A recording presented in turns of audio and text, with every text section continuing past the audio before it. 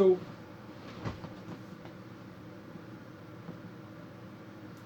this isn't where I wanted this to go today, right?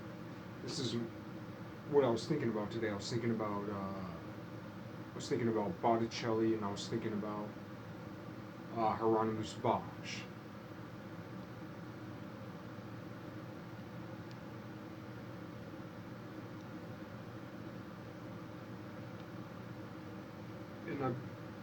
But what I came to through this, you know,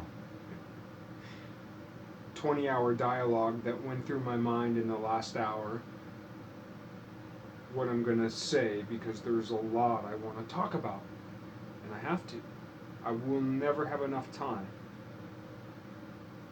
So that's one of the things about tithes and 10%.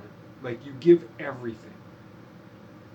The thing is, there's no way to give everything up here, there. Am I recording?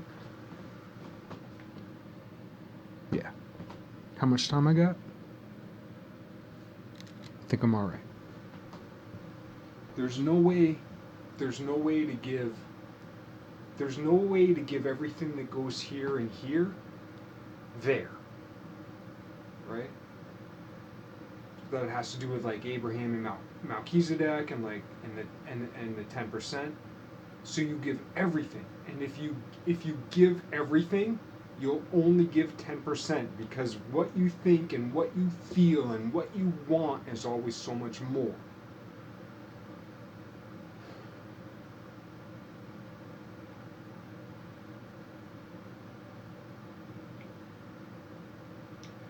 So I've been thinking lately about ministry to the Pist, and this is the way that things accidentally build on each other. So, accidentally or occidentally, ACC or OCC, AOC. It's the way things accidentally build upon themselves, from one thing to the next, right? The idea of ministry to the pissed, to those who are pissed off and to those who smell like piss. There's a million different reasons why you could smell like piss. Well, at least a few. And there's a million different reasons why you could be pissed. And that brings me to Michelangelo.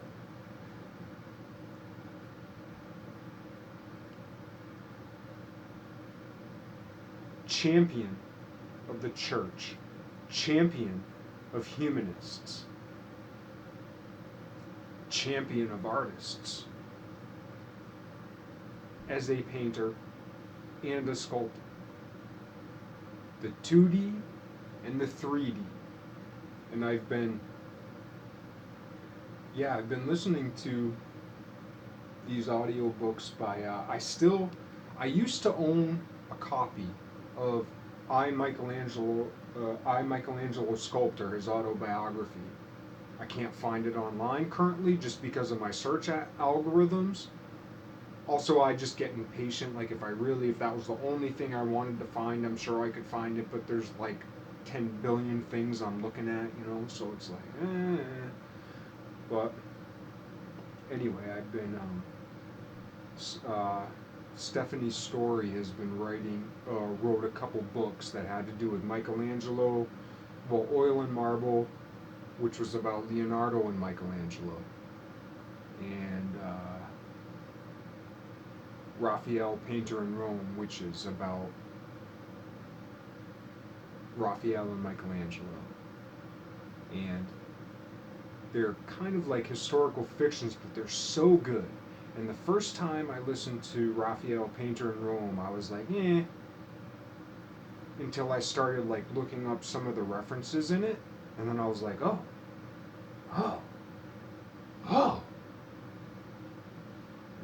And the way she honed in on Raphael, and the way she honed in on Michelangelo, what I learned in that book is that, like, basically Michelangelo was one of the first painters to ever sign his name to his work, which was the Pietà, the Mother Mary holding Jesus, right? Sculpture. And in her book, I don't, you know, I haven't looked up more on this, but like, that's what made Raphael decide to sign his painting. Signatures in paintings, which is copyright law, happened with Michelangelo.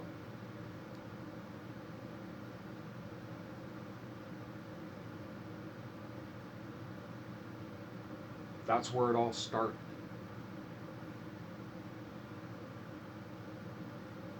Michelangelo said, "This is mine."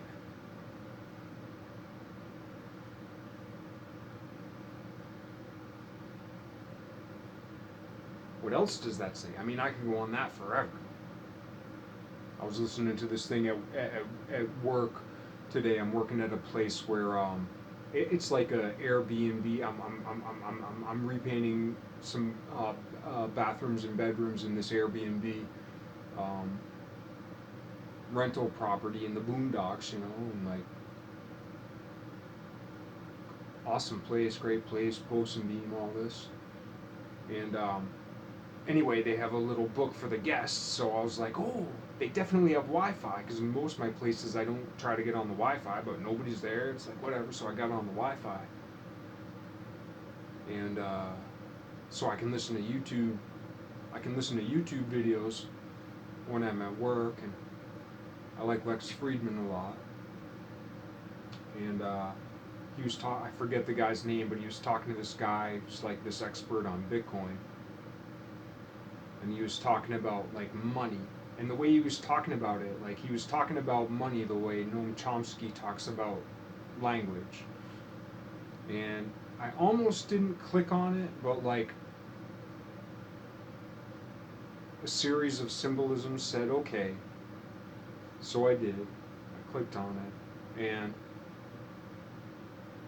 while I only listened about 2/3 of it, and it didn't talk about anything about Bitcoin, it was like philosophy of means of exchange, philosophy of communications, giving and taking.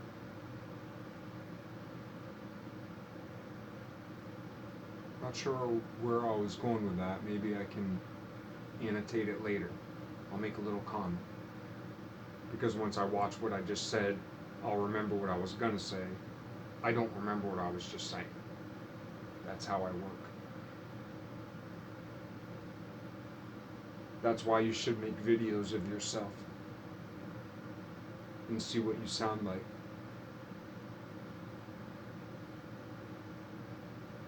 And remember what you're remembering. It's the rebirth of the oral tradition for the world.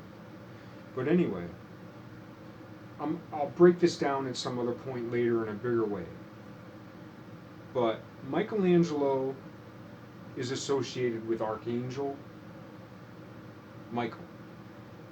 And he had a peculiar name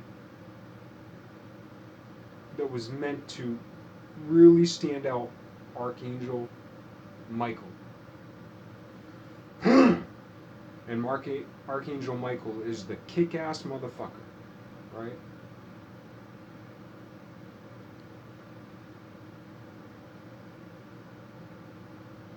Similarly, Raphael is associates himself with Archangel Raphael. What I'm saying is that whoever Michelangelo was and whoever Raphael was, they are Archangel Michael. They are Archangel Raphael. Raphael is Archangel Raphael.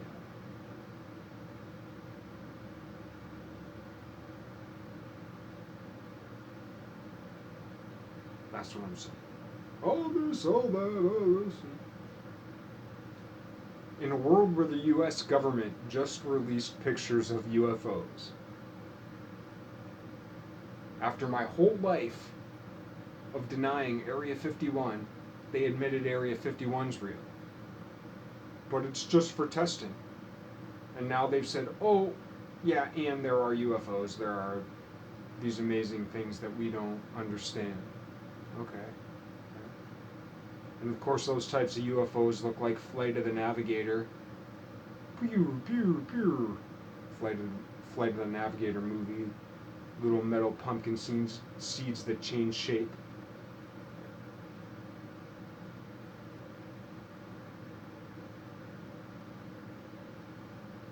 But Michelangelo smelled like piss, and he was pissed.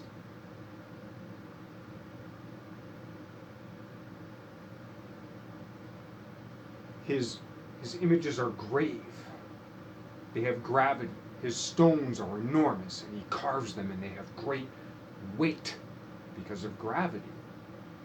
They have substantial mass as well. Mass. They have substantial mass, but they have even greater weight because of gravity. In outer space, they just float around. But his paintings also have gravity. And on the Sistine Chapel, this stone raised above the sky.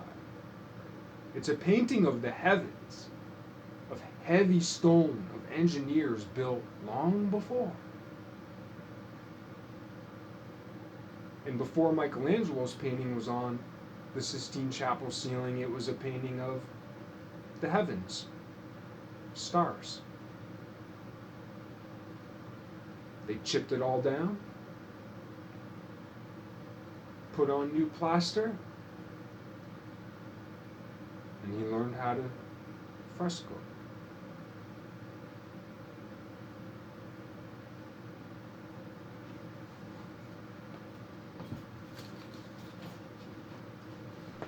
Where's that damn letter?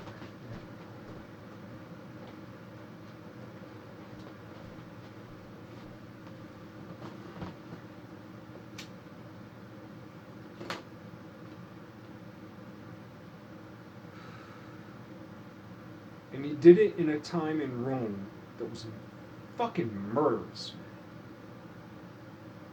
He came to Rome in a brutal fucking murderous time when it was ugly and smelly and moldy. It weren't the Rome and the Vatican of today. You know? And he was smelly, bathed once a month. And I was like, I bathe one. I bathe once a month. I'm like Michelangelo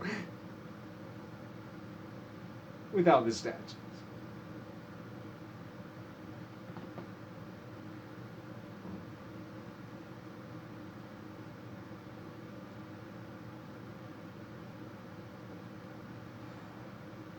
I'm trying to find a way for me as a seed to come to the world.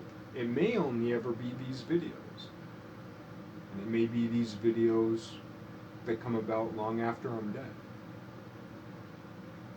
I reckon I'm authentically stupid. I'm authentically dumb, right? What more? I mean, this is my fucking life. Yet, you know, I must admit, I must confess that I'm also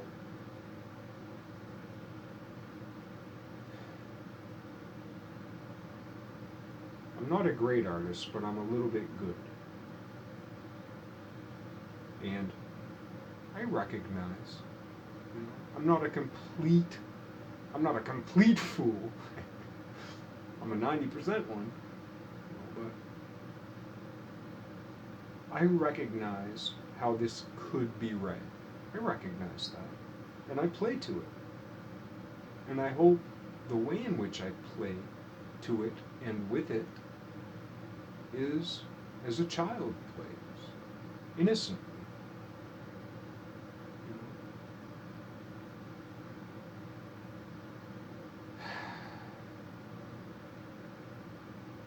And what I mean is with the innocence of tenderness.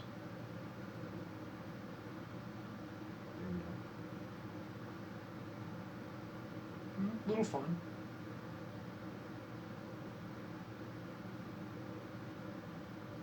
And that's what keeps me here.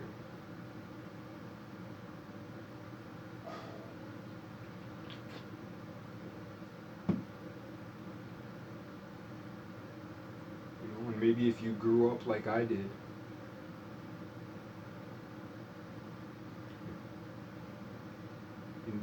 in your teenage angst on, Megadeth, Guns N' Roses, and suicidal tendencies, maybe, maybe, maybe you know what I mean. All that shit speaks to the same thing. Pist. Ministry of the Pist. Dave Mustaine was ministering to the Pist.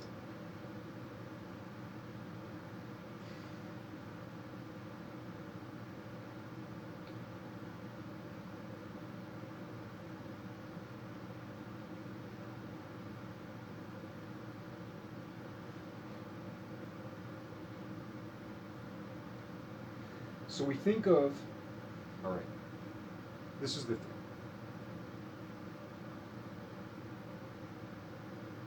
Free will cannot be violated. So people ask all the time, why does God allow this? Why does God allow this? Why does God allow this? That's the wrong thing. So when you hear people talk about socialism as a bad thing, here's the bad thing about socialism. Because socialism is the collective.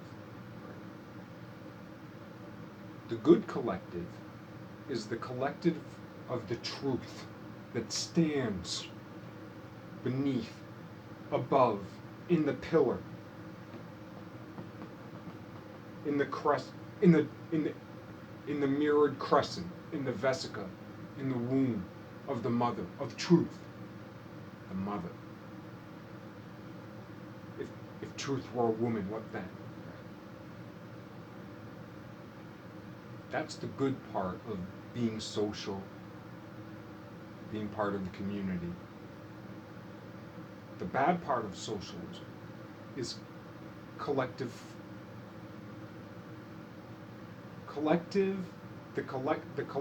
error of free will, accumulated error. If you had a brick, if you built a 5-story building out of bricks, right, and every brick was imperceptibly to the eye just a little bit shorter on this side.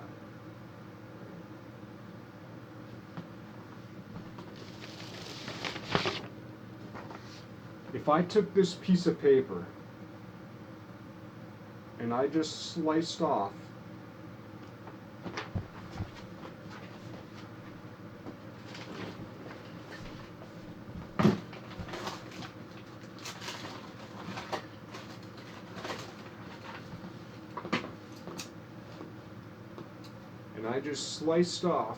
a straight line right here.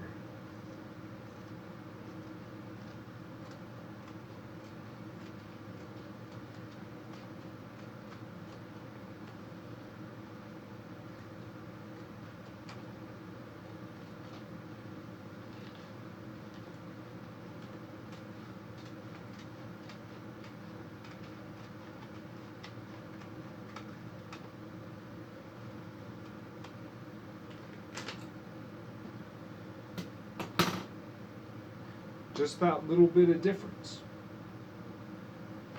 right? But I built a 5-story building, or I built a pyramid, or I built a skyscraper out of bricks like this.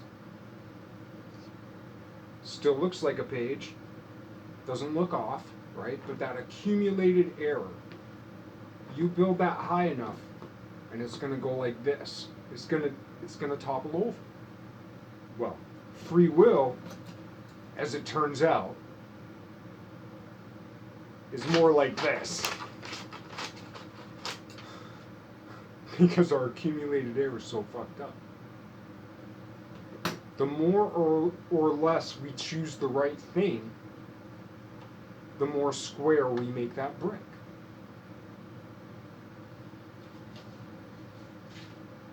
The devastations of the world are the way in which God, peering through eternity, fixes things. It's GPS reroute every moment, right? You put on your GPS, right? You're going here or there, but then you stop at the gas station. turn around, go here, go there. Or you put on your GPS and you don't know where you're going, or you don't know where you're. I do this at work all the time, right? I know I'm going up Interstate 91. I do every fucking day. Every fucking work day I go up Interstate 91. You know?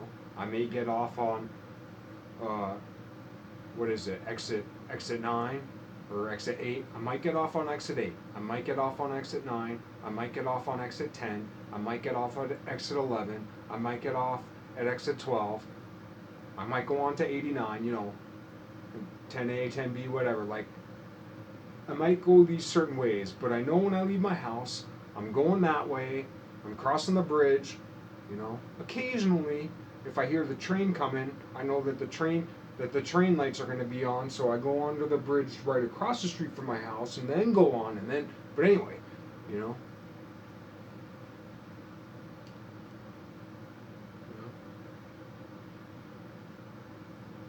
I go north on 103.5, whatever. I get on the on ramp, and I go.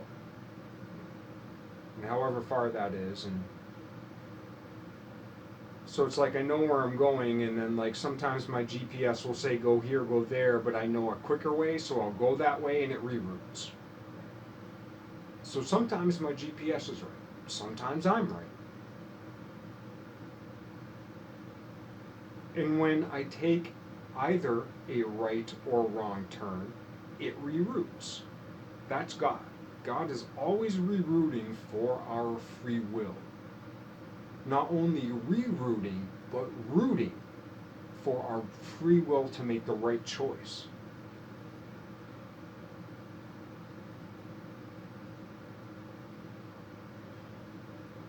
So why does God allow this?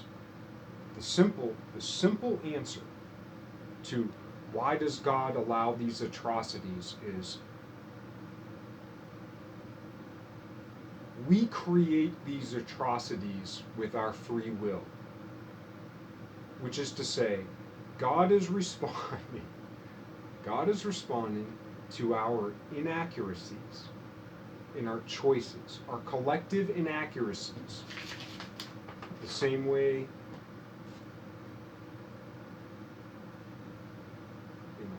depending on this curve or on this angle,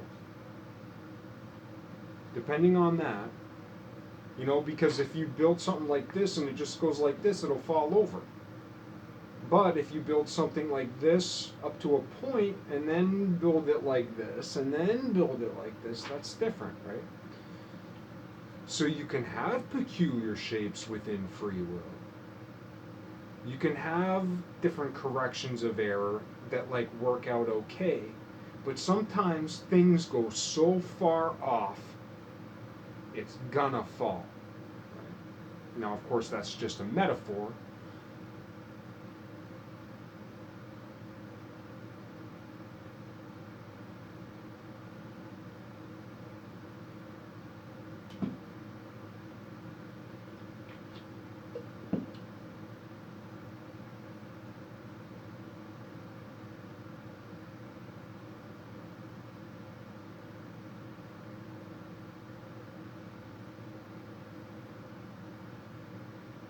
That's one thing. The other thing is the butterfly effect. Everybody's familiar with the butterfly effect between the movie, which was a great movie, and in some sense the first one was better than the second one, of course, but there can be a lot gleaned from the second one as well. And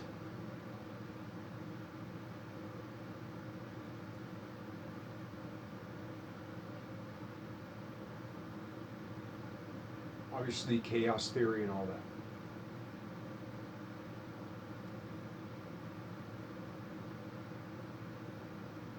Now, if a butterfly can flap its wings, I can't remember the book or the famous quote or whatever, but like if a butterfly flaps its wings in New York, it can create a tornado in Tokyo or whatever. However that saying goes. Okay, that's what a butterfly can do. And that's coming from a well-respected mathematician, not just among mathematicians, but to be respected as a mathematician. Like, I am not, any math I do is not, I'm not a respected mathematician. Not even a respected lay mathematician. I would, mathematicians would laugh at me until my embarrassment were so great that the butterfly effect of that embarrassment would burn me to ash.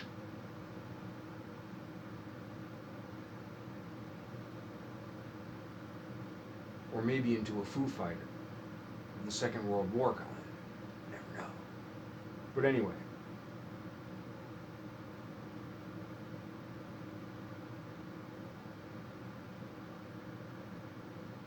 A roast.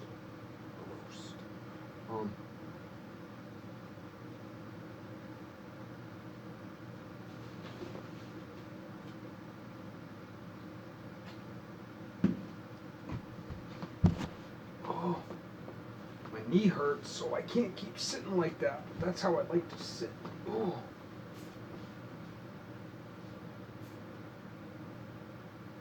I'm not sure how much time I have.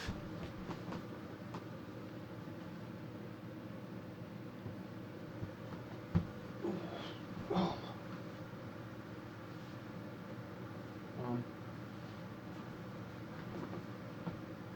All right. Regroup.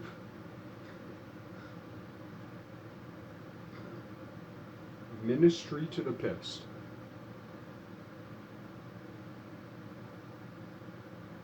No one's going to do this for us.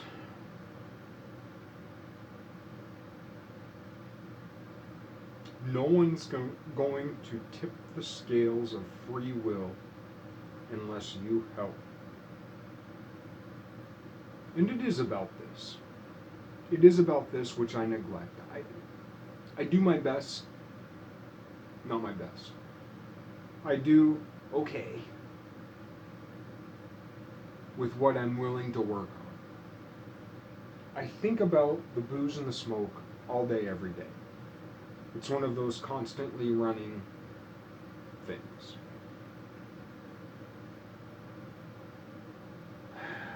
And even today, I wrote down this little prayer.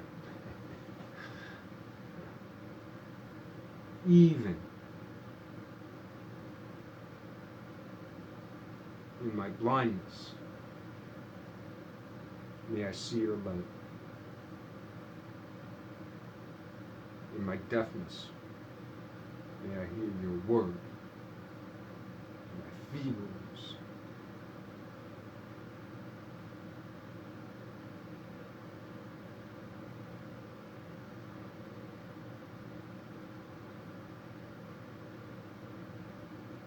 may I feel your embrace.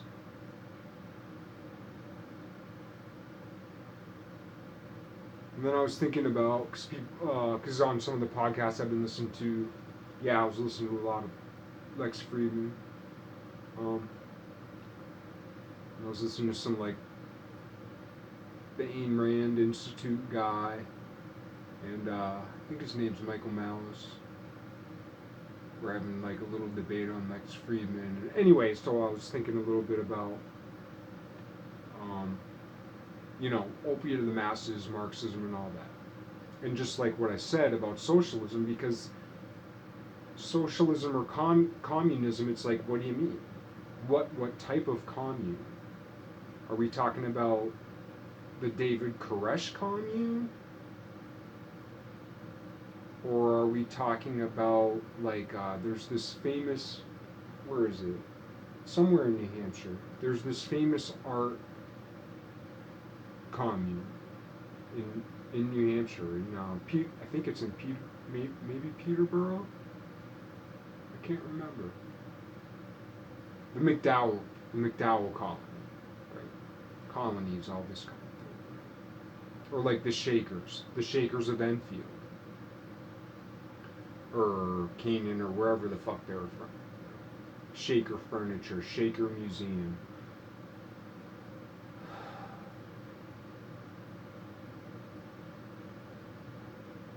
So, like, there's good communes and there's bad ones.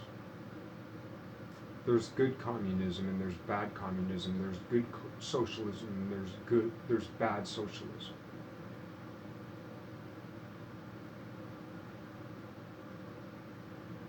Regroup. What was I saying? I don't remember, but I gotta get to the point anyway, so. Because I want to talk about something dark. Ministry to the Pist. Because Pist, P-I-S-T. Also, because I get the words wrong. Pistus, pisto, pistuo. The Greek word for faith. Faith. And I've also talked about it before, how faith is not belief, faith is not trust. Now, its greater globe, or its greater Vesica Pisces, or its greater Venn diagram reaches into these arenas. But at its core, where faith is alone, it's a brutal fucking bitch. Why? Because when you have faith alone, when you have that piece of faith that the Venn diagram doesn't touch,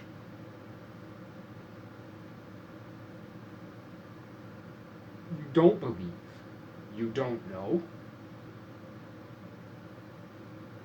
you don't trust, it's not love, it's not anything, it's except for faith.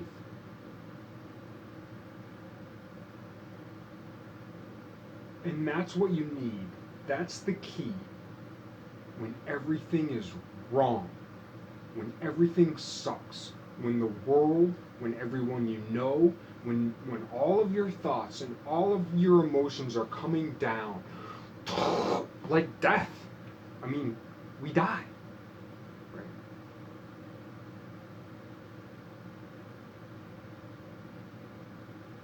There's no cure for suicide that we know of. That's people have faith, right? And the gift of faith, at least as it relates to the ministry of the Pist, or the ministry for the Pist, the ministry to the Pist, to the angry, to those who have kind of like given up. So they piss themselves and don't give a fuck. Or to those who are so driven every day, like Michelangelo. Michelangelo was a dirty, disgusting, fucking smelly brute. He dressed like a slob. He was stinky and smelly, showered once a month. If you were to look at him, you'd be like, ugh. Yet,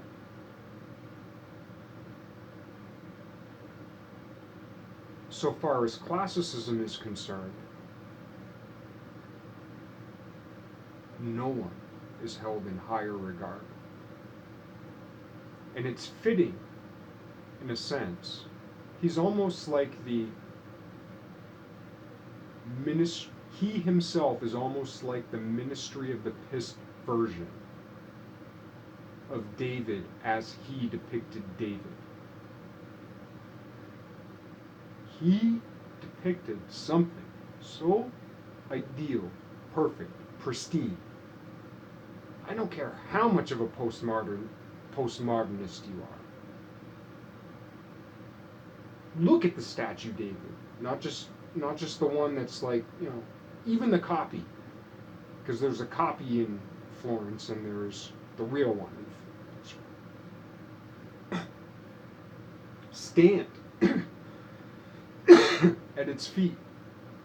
Look at it and say, a human being did that. A smelly, pissy, angry. He was pissed and he smelled like piss.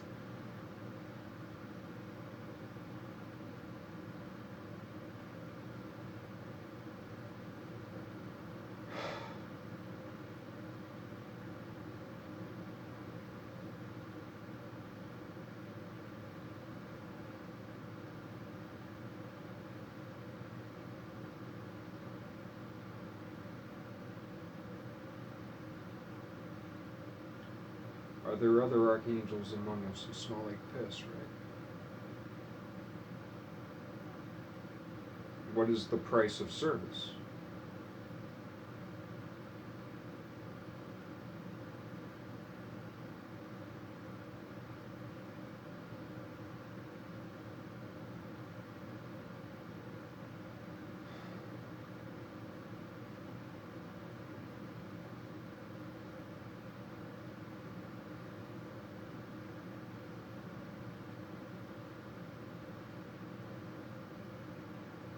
Service.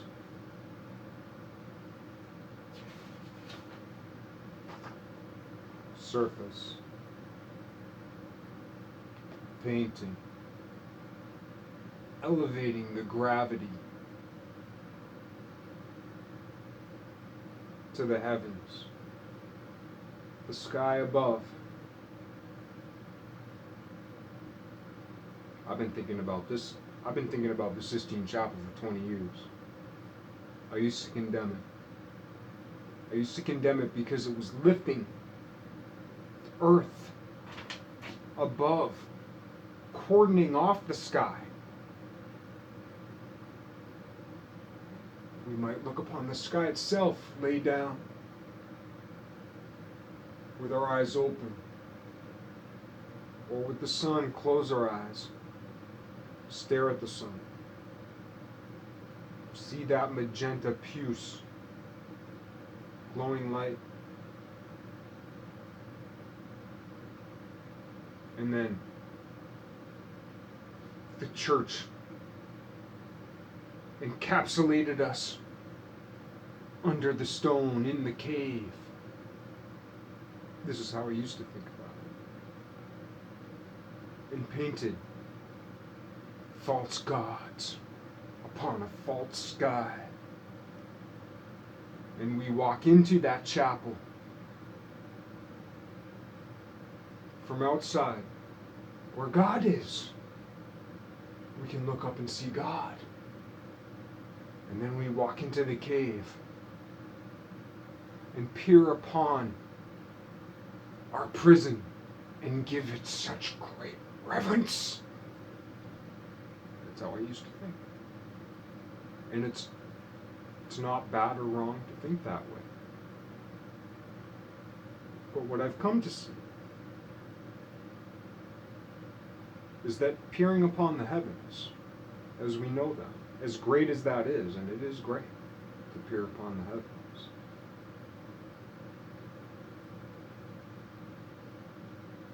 that it negates the heavens within us. That if we're always looking to the sky, we're not looking here. And when we're brought to that prison, when we're brought to his prison, we're able to peer upon his imagination. The imagination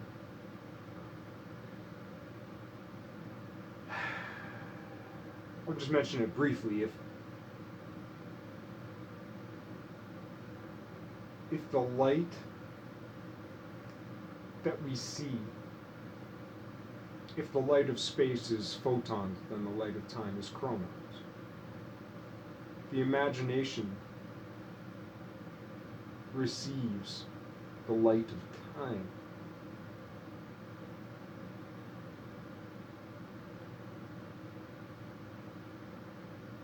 I'm not going to go off on more on that now. It's a whole other subject. But what I do want to say, and in some sense, this is what the Jewish tradition has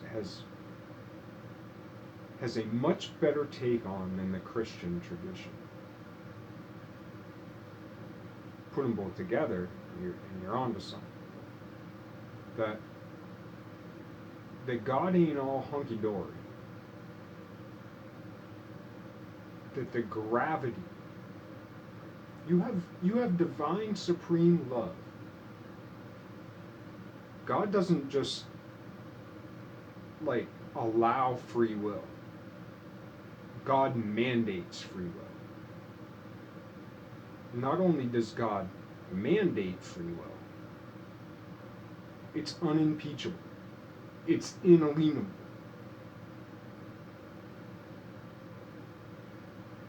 Or unalienable. Unalienable.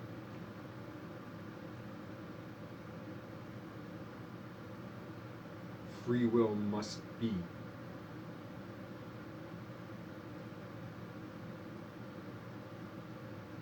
God is perfect, yes. See, here's the bridge between heresy and official doctrine. God is perfect.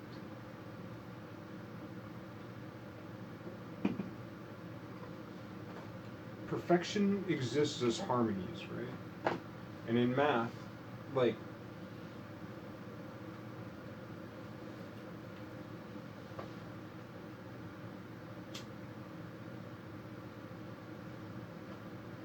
the perfection of God is the perfect shape. It's the perfect shape.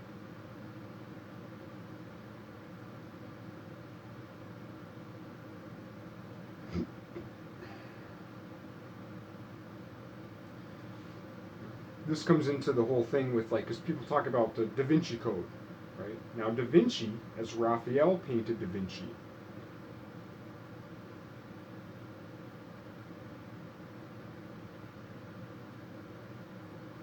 Raphael painted Da Vinci as Plato.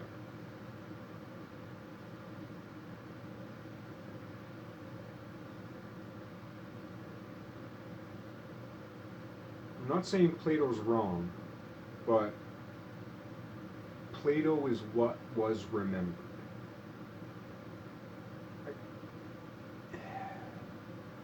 I've talked about it a lot before, so I'm just not going to go into it now. I've talked about it.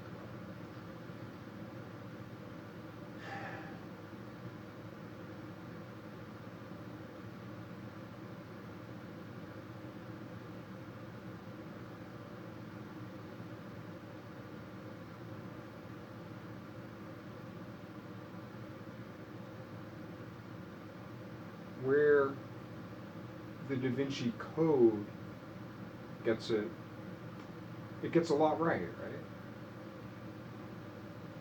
And even where it gets it wrong, it gets some things right. What the Da Vinci Code gets wrong isn't in the facts necessarily.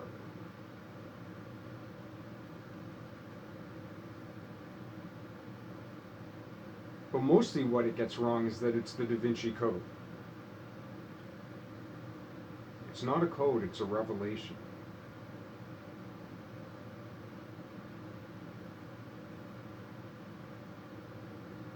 This is the time when all will be revealed. And a lot of what will be revealed, and that's what has to do with Raphael. Archangel Raphael, who is associated with healing. Archangel Michael, who's basically a badass motherfucking demon devil killer. Michelangelo comes first, kills all that fucking shit. Archangel Michael. And Raphael comes later with the healing, the beauty. Michelangelo, grave, heavy. God's gravity. God's deep desire for us to fucking do the right thing.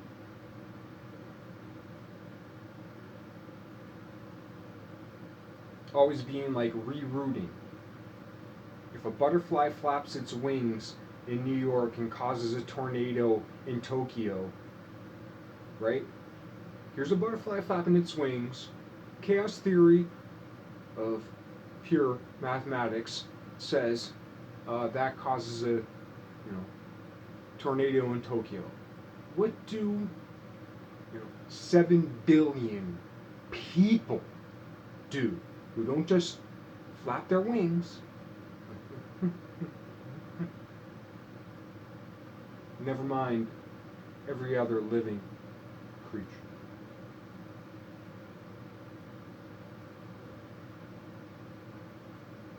That's a lot to re-root for. And people don't realize free will goes all the way down, even to God.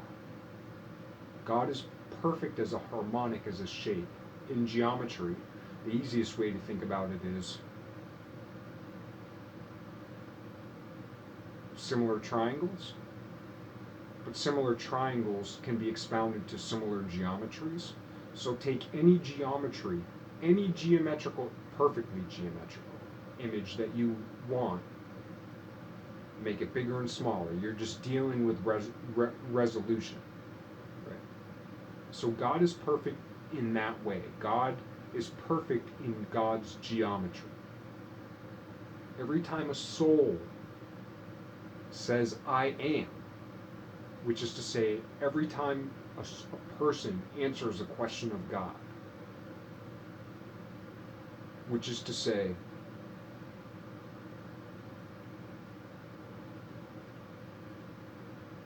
every time we step outside ourselves and do something we're afraid to do that must be done, not just for us, but for the world, that makes God bigger. Same shape, same properties, same. And I got this from the Lincoln movie, Euclidean mechanical geometry.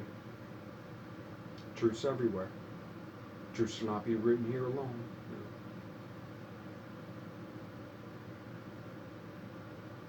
Mechanical as in moving.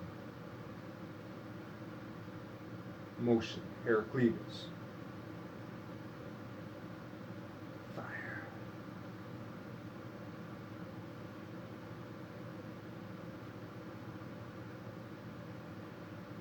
Every time we do the right thing,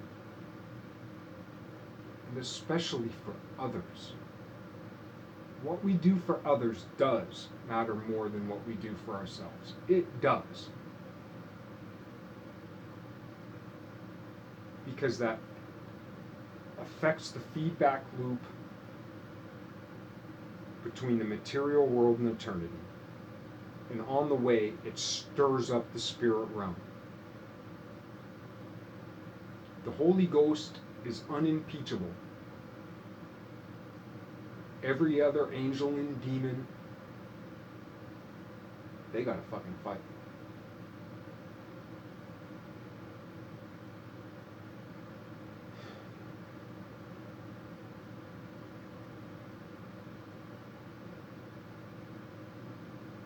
And I'll leave you with this.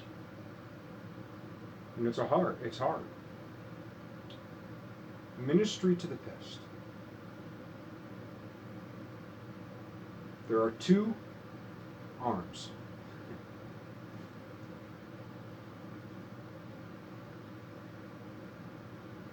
To say things simple and true. That is way harder than it sounds. That's the hardest thing. It's harder than the second thing I'm going to mention. To say things simple and true. Succinct. Clear.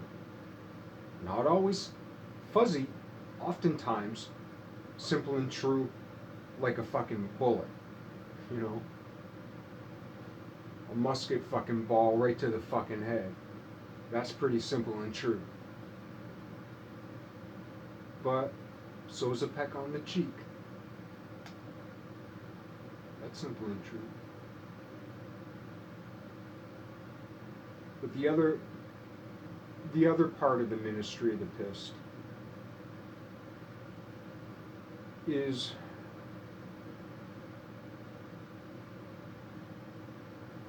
because there are first causes, and then Aristotelian final causes, teleology, the pole of the future, the thing we're coming to, final cause, the omega.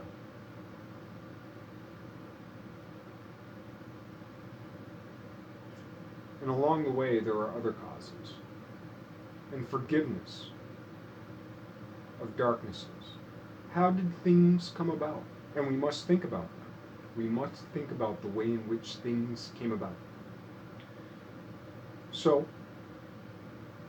in the spirit of forgiveness and understanding, how did the hurtful violations of the church come about?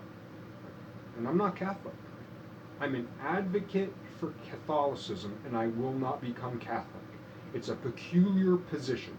In a sense, I'm Lafayette to Rome's Washington.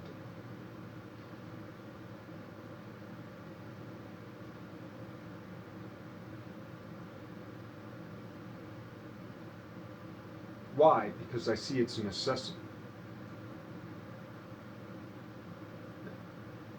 How did this tradition of molestation come about? Man to boy. And I've thought long and hard about it because I want to know the truth. Now, it's not the only thing I've thought about, and I'm not going to dwell on it, but I'm going to mention it. See something, say something. We're still in the war of terror. What is the true war on terrorism? Fear. We're fighting fear.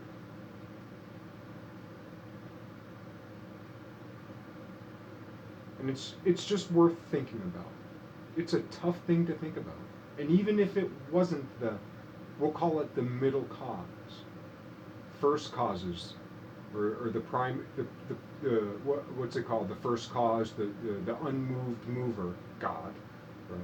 And the Aristotelian final cause, the omega point, the alpha and the omega. What about middle causes, such as the Big Bang, the middle of the universe as we know it, which may not have happened yet, because we may not be in the middle of time as we know it. We might actually exist before the beginning. The universe might not have been created yet. A new heaven, a new earth, a new world, a brave new world, a new world order.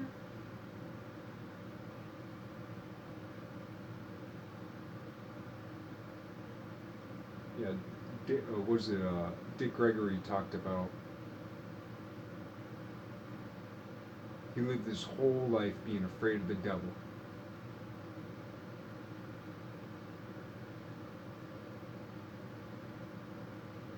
Being afraid of the power of the devil before he realized the power and the love of God. I'm paraphrasing.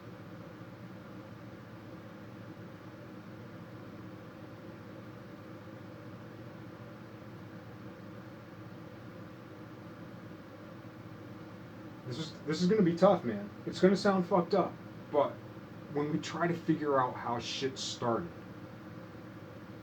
and especially when we try to think about how people have good intentions that sometimes go wrong, right? The road to hell is paved with good intentions. I talked about it the other day. But what I got cut off, like I might get cut off on this one, so I'm not even going to check my time. If I get cut off, I get cut off. Because I got to let everything else, I got to let the butterfly effect of God hit it.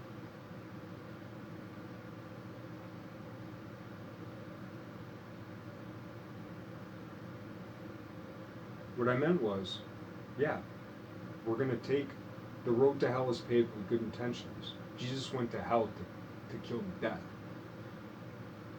We take our good intentions to hell, but you gotta be pissed to fucking get there.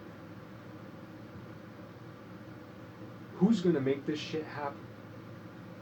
People who smell like piss, because they're depressed, because they're old, because they don't care anymore, or because they care so much, like Michelangelo did. And those who are pissed off, up and down the gamut. But it's gotta be focused. You can't just be a raving fucking complete lunatic. You need to be about 10% crazy, raving, mad, fucking lunatic. And you gotta have a whole bunch of heart. Right?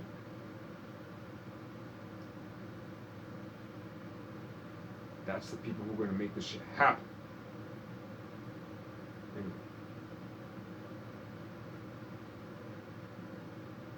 Because God can only counteract our accumulated error of free will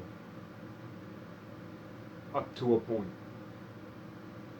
As it so happens, infinitely up to the omega point. God's wish for us, as well it should be our wish, as many souls get there as possible. We'll all be there. As many souls with the Holy Ghost get there. Not all souls and bodies receive the fullness of the Holy Ghost. That's what we're trying to get to. And you gotta be pissed off. I shouldn't say that. But the lost tribe are people who smell like piss and people who are pissed off. That's the lost tribe.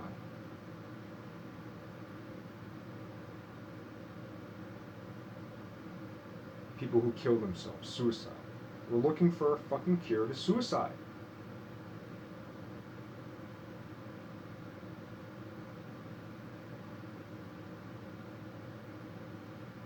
Why are those people killing themselves? Because they are the most attacked by the enemy.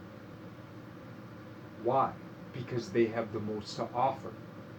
Why? Because they don't give a fuck about anything else.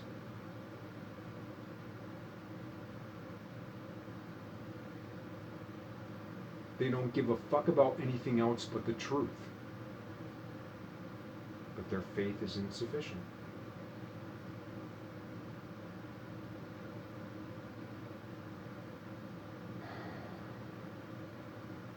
My faith is insufficient, and if it weren't for the intercessions of not only God, but the spectrum of beings, from regular folk to my family to the institutions to angels to aliens to leprechauns to saints to history to the liberal arts, all of them. Without that, I'd be a goner. My faith is insufficient, and I've been blessed with the intercessions of the contributions of the good works of others that I'm still here. Anyway, final note.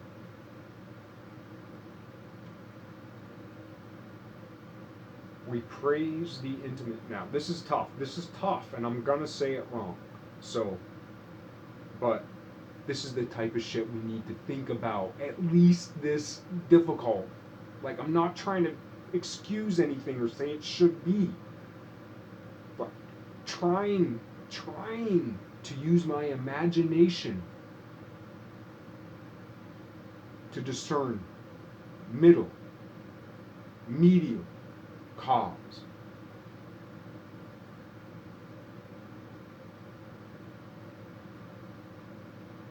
We praise the intimacy of a child to the bosom. A child to the bosom. We praise it, whether you're a naturalist,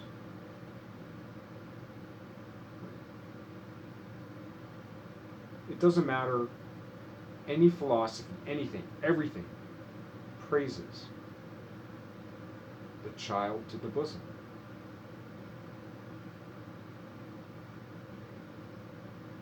And yet, the bosom is an intimate object, a sexual object. It feeds the child, wholesome, chaste, or otherwise.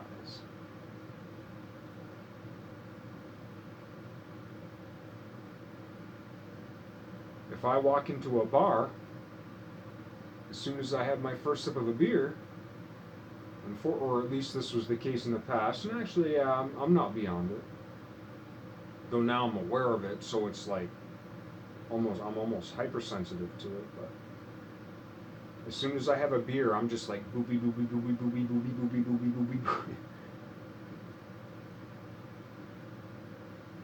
Multi-billion-dollar industry has been 1/3 built on boobs.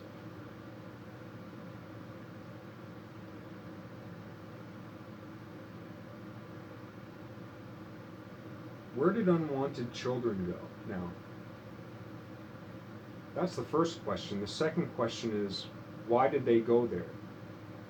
How many orphans were unwanted?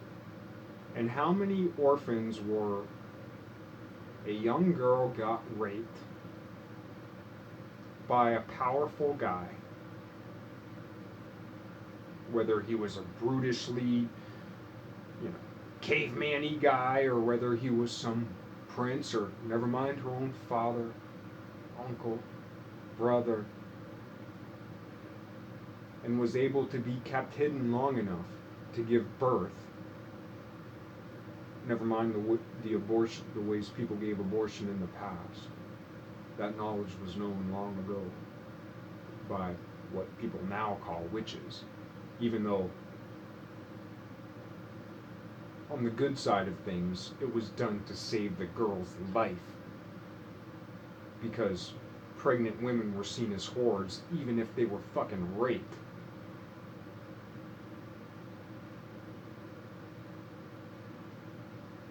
This is how brutal, man. This is how brutal it is. A girl gets raped.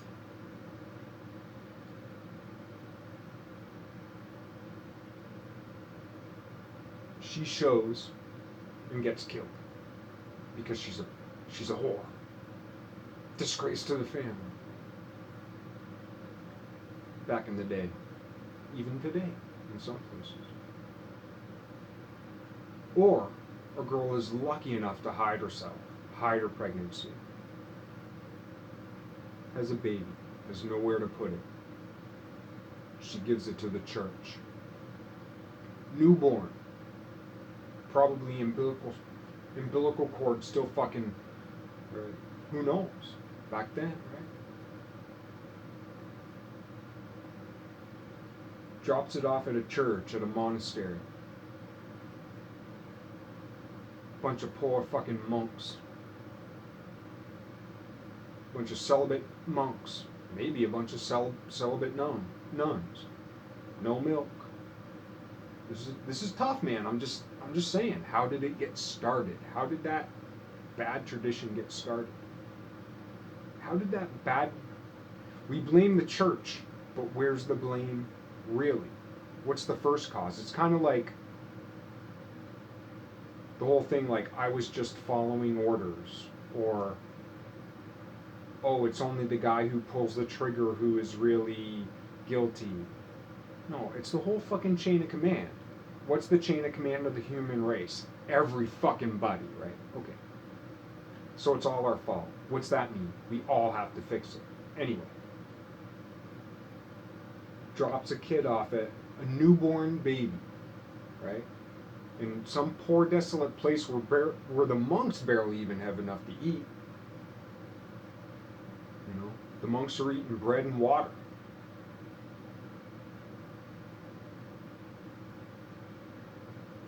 How do they feed that child?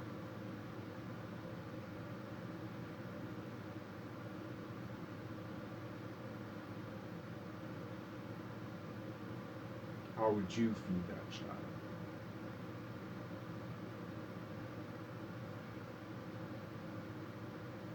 It's an awful thing to think about.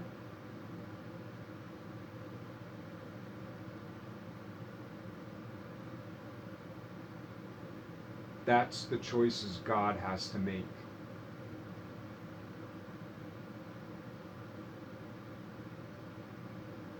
That's how horrifying the choices God has to make.